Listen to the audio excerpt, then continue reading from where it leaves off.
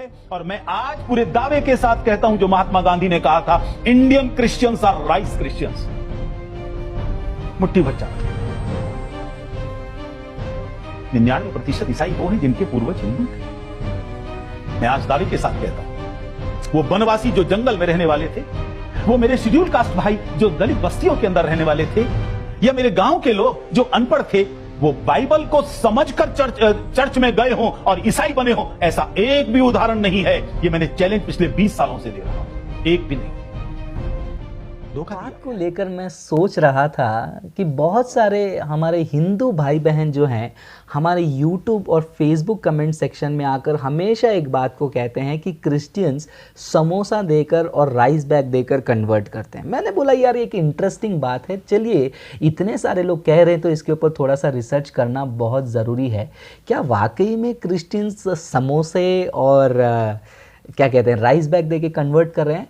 और हिंदुओं का हमेशा ये भी एक्यूजेशन होता है कि क्रिश्चियंस देखिए उस ज़माने में ज़्यादातर दलित, लोअर कास्ट और जो बीमार रहते थे उन्हीं को जाकर कन्वर्ट करते थे, उन्हीं को बहला फुसला कर जो है क्रिश्चियनिटी में लेकर आते थे। तो मैंने सोचा कि चलो यार थोड़ा सा इतिहास को हम पढ़ लेते हैं, बैकग्राउंड में जाके देखते हैं इतिहास में वाकई में भारत का परिस्थिति क्या था उस टाइम पे।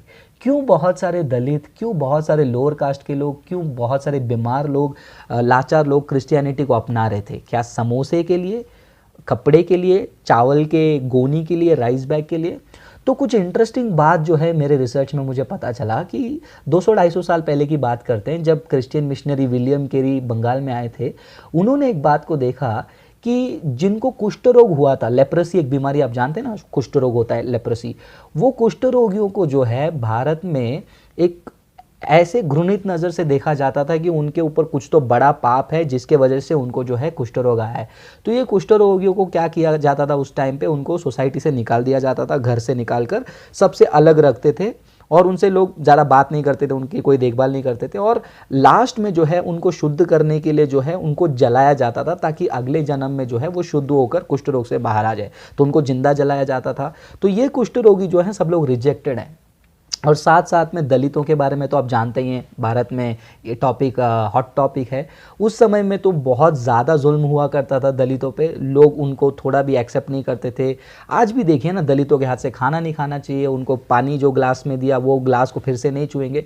तो एकदम अछूत वाली बात हो गई। वो कम्युनिटी को अलग रखने लग गए, लोअर कास्ट वालों को अपर कास्ट वाले अलग करने लग गए। जब ये लोग जो है सोसाइटी से धिक्कारे हुए, लाचार और ठुकराए हुए सिचुएशन में थे, उस टाइम पे क्रिश्चियन मिशनरीज आए और उन्होंने देखा कि ये लोग सोसाइटी से अलग क्यों हैं, इनको क्यों अलग कर दिया। तब देखा विलियम कैरी ने कि भैया ये जो कुष्ठ रोगी है उसको लोग उसके बीमारी की वजह से सोसाइटी से भगा दिया।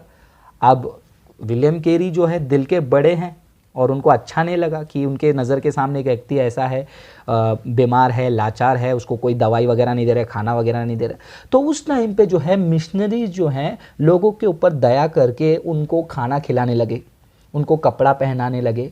तो ये जो कुष्ठ रोगी आदमी है वो ये सोच रहा है ये कौन है यार, मेरे समाज के लोग तो मुझसे नफरत करते हैं, उन्होंने मेरे को घर से निकाल दिया, सोसाइटी से बाहर निकाल दिया, अभी थोड़े दिन में मुझे जलाने वाले।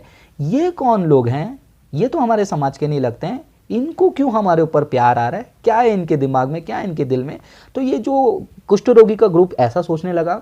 अब दलितों की बात करते हैं, दलितों को सब लोग ने इग्नोर कर दिया, सब लोग ने रिजेक्ट कर दिया उस टाइम पे मिशनरीज आकर उनसे बात कर रहे हैं और उनसे गले मिल रहे हैं, उनके साथ खाना खा रहे हैं, उनको कपड़े दे रहे हैं, उनको प्रॉब्लम सॉल्व कर रहे हैं, उनके बच्चों को पढ़ा रहे हैं। अब ये दलित और लोअर कास्ट वाले भी सोच रहे हैं कि भैया हमारा समाज हमसे इतना नफरत करता है, ये दूसरे समुदाय के लोग ये क्या इतना प्यार दिखा रहे हैं।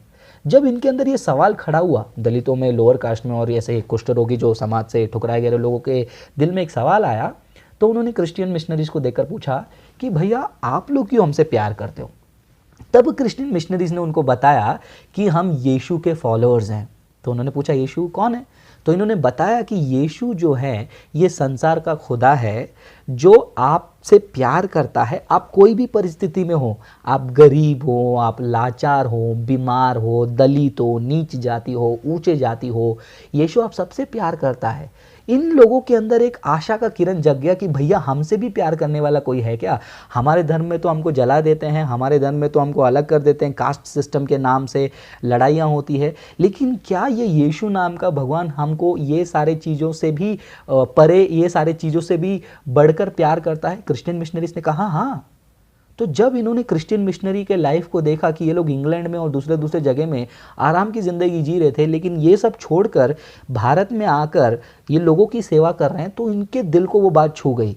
इन्होंने बोला कि नहीं बाबा, अगर ये लोग इतना नम्र होकर, इतना दीन होकर, इतने गहराई से उतरकर लोगों की सेवा कर रहे हैं, तो इनको बनाने वाला खुदा और ये जो भगवान को मानते हैं वो भगवान का शिक्षा में कुछ तो बात है जिसके वजह से ये लोग ऐसे हैं। जब ये लोगों ने इन मिशनरियों को पूछा कि कौन है तुम्हारा भगवान, क्यों तुम लोग ऐसे हो, क्रिश्चियन मिशनरीज ने बाइबल एक्सप्लेन करना शुरू किया। जैसे जैसे बाइबल की शिक्षाएं सुनते गए ये सारे धिक्कारे हुए लोग, सारे संसार से रिजेक्टेड लोग, उनके अंदर एक बात आई कि नहीं, ये भगवान सच हो सकता है और ये ग्रुप के साथ मैं जुड़ना चाहता हूँ, ये लोगों के साथ रहना चाहता हूँ, क्योंकि ये लोग मुझसे नफरत नहीं करते हैं मेरे स्टेटस के ऊपर, मेरे लुक्स के ऊपर, मेरे फाइनेंशियल स्टेटस के ऊपर, मेरे बीमारी के ऊपर ये लोग दोष नहीं लगाते हैं, न्याय नहीं लगाते। ये लोग गले मिल रहे हैं, मेरे से प्यार कर रहे हैं, मेरे से बात कर रहे हैं, और उनका खुदा, माय गॉड, उनका खुदा ने जो है हमारे पाप के लिए वो मर गया। हम तो सुन रहे थे कि भगवान जो है उनको मारता है, इनको मारता है, लेकिन भगवान मेरे लिए मरा, इतना बड़ा प्यार कौन कर सकता है। जब ये बात ये सारे लोगों के दिमाग में आया, उन्होंने कहा कि नहीं नहीं, ये धर्म मुझे चाहिए और ये लोग मुझे चाहिए। इस प्रकार दलित हो या फिर वो जो लाचार लोग थे उस टाइम पे, वो लोग क्रिश्चियनिटी में कन्वर्ट हो गए। तो ये जो क्रिश्चियन मिशनरीज ने जो उनको हेल्प किया था, चावल वगैरह देकर, राइस वगैरह देकर या फिर समोसा वगैरह देकर, ये उनके गरीबी में उन्होंने मदद किया, जो कि आज भी क्रिश्चियन मिशनरीज जो हैं गरीबों को खाने पीने के लिए मदद करते हैं। अब जो मदद लेने वाला व्यक्ति सोच में आ जाता है कि ये लोग मदद कर रहे हैं तो कुछ तो बात है, और वो कुछ तो बात को जो एक्सप्लोर करता है ना, वो यीशु के प्यार को देख लेता है, और वो जो यीशु के प्यार को देखता है वो क्रिश्चियन बन जाता है। तो मेरे हिंदू भाई बहनों, अगर आप ये वीडियो को अब तक देख रहे हैं तो बहुत अच्छा किया आपने देखकर, क्योंकि आप भी जो है एक बार जानकर तो देखिए यीशु कौन है। एक बार आप एक सच्चे क्रिश्चियन के साथ टाइम स्पेंड करके तो देखिए, वो क्रिश्चियन नहीं जो क्रिश्चियन नाम रखता है, शराब पीता है।